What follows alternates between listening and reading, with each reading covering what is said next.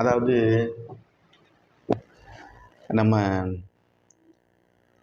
குழுவில் பயணிக்கக்கூடிய அனைத்து பார்வையாளர்களுக்கும் என்னுடைய பணிவான வணக்கம். தினமும் ஒரு திருக்குறள் பற்றி சொல்லலாம் அப்படின்னு சொல்லிட்டு இந்த ஒரு புதிய முயற்சி. இதில் பார்த்தீங்கன்னா, இப்போ இன்றைக்கி நம்ம ஃபஸ்ட்டு பார்க்க போகிற குறள் வந்து திருவள்ளுவர் எழுதிய 1128வது குறள். இந்த 1128வது குறளில் வள்ளுவர் என்ன சொல்கிறார் அப்படின்னா,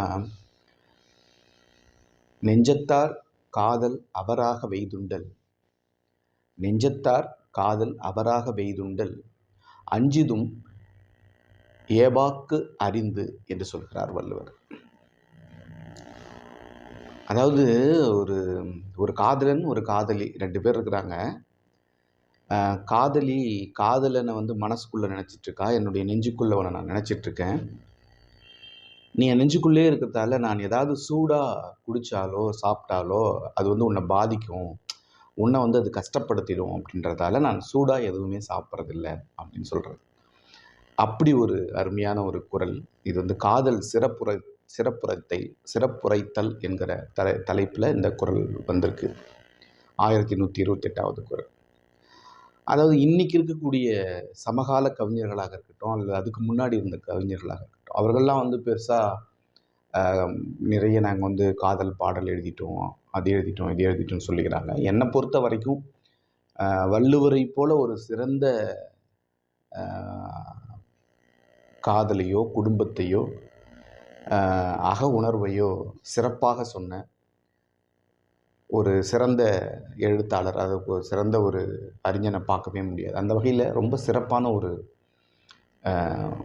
இதுவாக தான் இருக்குது. ஏன்னா யாரும் என்னை வந்து நம்ம மனசுக்குள்ளே நமக்கு பிடிச்சவங்க இருக்கும்போது நாம் எப்படி வந்து அவங்கள பாதுகாக்கணும்னா, சாதாரணமாக ஒரு சுடு தண்ணி கூட குடிக்கக்கூடாது, ஒரு டீ குடிக்கக்கூடாது, ஒரு சூடாக எதையும் சாப்பிட்றக்கூடாது. அந்த மாதிரி வெய்துண்டல் அப்படின்னா, அப்படின்னா வெய்யாய் தனியாய் அப்படின்னு சொல்லிட்டு ஒரு வெய்யாய்னா ஹீட்டா அப்படின்றது, நம்ம சூடாக இருக்கிறதுன்றது தான் வெய் அப்படின்னு சொல்லுவோம், வெயில் அது மாதிரி.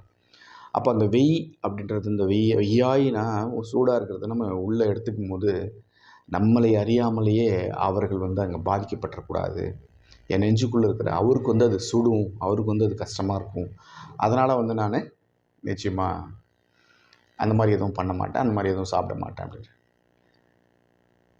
நெஞ்சத்தார் காதல் அதுவாக வெய்துண்டல்,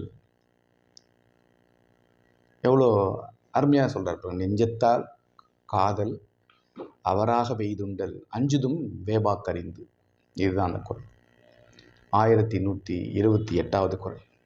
போய் பாருங்கள், படிங்க. தினமும் இந்த மாதிரி வித்தியாசமான குறள்களோடு உங்களை சந்திக்கிறேன். வணக்கம்.